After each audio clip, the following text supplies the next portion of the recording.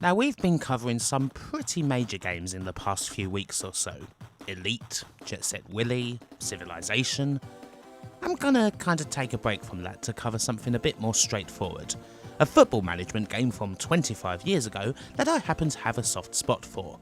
It's Ultimate Soccer Manager. Seriously, this is actually quite a lot of fun. And there are some rather curious things about it too.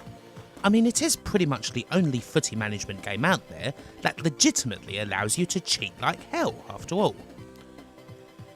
Ultimate Soccer Manager, or USM for short, is a game by Impressions, a European studio that are perhaps a bit more known for city building than they are for anything football related. Chances are you probably know them for at least one of the Caesar games, for example. It is one of, well, many games on the Amiga, or indeed PC, that allows you to don that sheepskin coat, light that big cigar, wear those fancy rings and manage your favourite team to the top of the league. Back in the day there was an absolute ton of football management games.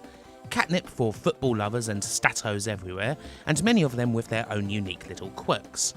Some were lousy, some were more dependable, and of course there was one that ruled the roost, that being what was known back then as Championship Manager and is of course now Football Manager.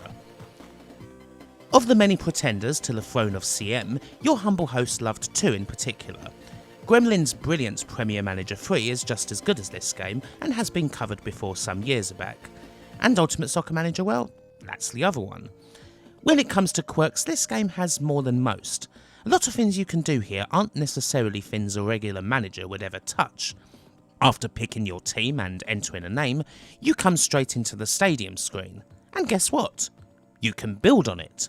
This part is an absolute haven for micromanagers. You can put roads down, everything from program stands to burger bars and pubs. You can choose the price of a pint and a scarf. You don't have a lot of space to work with, but it is quite amusing that Impressions would still squeeze a bit of their city building nous into a football management game. If this side of the game interests you, then you're probably best off going for a conference level team, as their grounds tend to be emptier and thus give you a lot more space to work with. It's all well and good picking Manchester United, but naturally their ground is kinda packed and you can barely do anything new there. Another thing that's odd about Ultimate Soccer Manager? Well, there's all the animations and the picture-based interface. Now, European games, especially sports ones, having picture-based menus and interfaces is hardly uncommon, and nor is it uncommon for these menus to be a massive and stupidly cryptic pain in the arse. If there is one European gaming quirk that I utterly bloody hate, it's picture-based menus. I cannot stand them, and I would love to meet whoever it was who first thought they were a good idea. Just give me a name. Give me a name, so that I can deliver a James Hunt-style knuckle sandwich to their face. Not really, but they annoy me. And yet, I have no problem with the unnecessary flashiness of USM's interface, with all of its lovingly crafted football deluxe paintings that you could hang on the wall, maybe not, but you might do, and all the animations. It does help that there's text to go along with it all, so you're not actually confused as to what you're doing or where you're going, but it's fun too, instead of just having a generic readout of matches and results, to go on the game's version of teletext, or read a newspaper, or get a fax, or play with the chairman's hair. There's something stupidly satisfying about it. I can't tell you how many times I've gone to the chairman's office and kept turning the light on and off. Why? 'Cause, well, you can do it. Some of the more credulous may think that all this football ground building and these fancy animations are a little bit gimmicky. I mean, what about the actual football itself? Well, it's okay. It's not as detailed as something like Premier Manager is. In fact, there's no options at all for individual players' tactics during matches, just a few options for the whole team and some formations to throw around. Ultimately, it doesn't really matter too much what you choose. Once you've signed some good players, which isn't that hard, or trained the ones you already have up to standard, you kind of just start winning most of the matches you play anyway. The match engine itself is pretty fine for the time, and looks better than a lot of other footy manny games, as the venerable Steve Farragut called them, and there's a bit more fun gimmickry to be had when you get accosted by journalists after the game for a quote. But the actual meat of the game? Yeah, I won't deny that there's not a lot of it. It's basic, but it is still fast, and I have a soft spot for it. Sure, a lot of that probably comes down to playing the game back in the day, and I doubt many folks are going to dig this game up based on my chat about it, but there is one other feature of the game that does make it stand out. Ultimate Soccer Manager has a dark side. It gives you the chance to be a dodgy dealer. It's the only football management game I know that allows you to do this. You have three options when it comes to being a dodgy geezer. The first is betting on your matches. Simply betting on your matches is something that you can do without any risk by the money you put down and won't get you into trouble, but it certainly makes things more interesting when there's more than just a position in the league riding on the outcome of a game. The other two things, well, they're much more serious.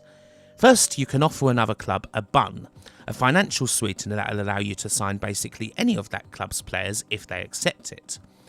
The other one is literally rigging matches.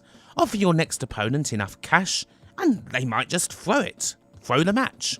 How gloriously corrupt is that? And I doubt it's something that would ever be included in any footy management game today. Of course, there can be consequences for this sort of corrupt behaviour.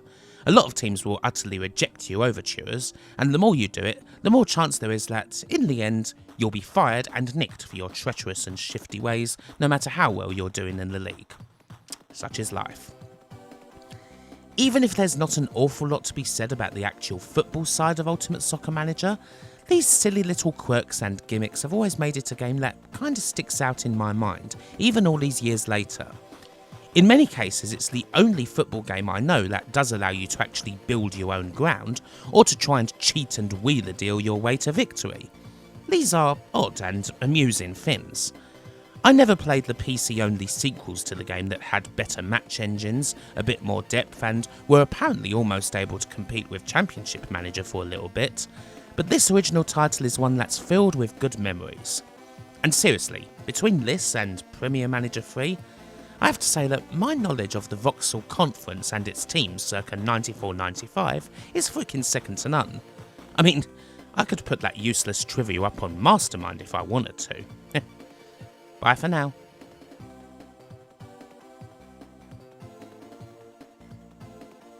Thanks so much for watching this video. If you like it, please do like it and subscribe to the channel. We're getting pretty close to 50,000 actually, so exciting times.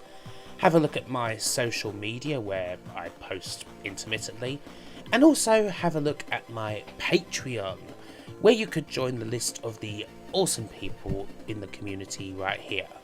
Alexa Jones-Gonzalez, Andrew Dalton, Andy Cat, Asobi Kwan DX, Kane Moffat, Chris Cox, Chris Pode, Cody Spooner, Conrad Pritchard, D. Zalio Rimwan Suter, Daniel Briggs, Dave Cork, David Rose, Dinty76538, Dustin Cooper, Freakish Uproar, Gary Samaden, Gemma at Mr. T's Shirts, Geordie Alex, James Brown, Jason Stevens, Jace Alexander, Jeff Ladd, Lee Norris, Lucas Kaligovsky, Mateus Granzo, Martin Pataki, Nicholas Tristan, Nicky and Bunty, Potter Margel, Ren Bimon, Rusty Kelly, Samir Alamar, Seth Robinson, Simon Gulliver, Tim Wald, Yucca Operator, Zach Roach, and to all the rest of the community, thank you and goodbye.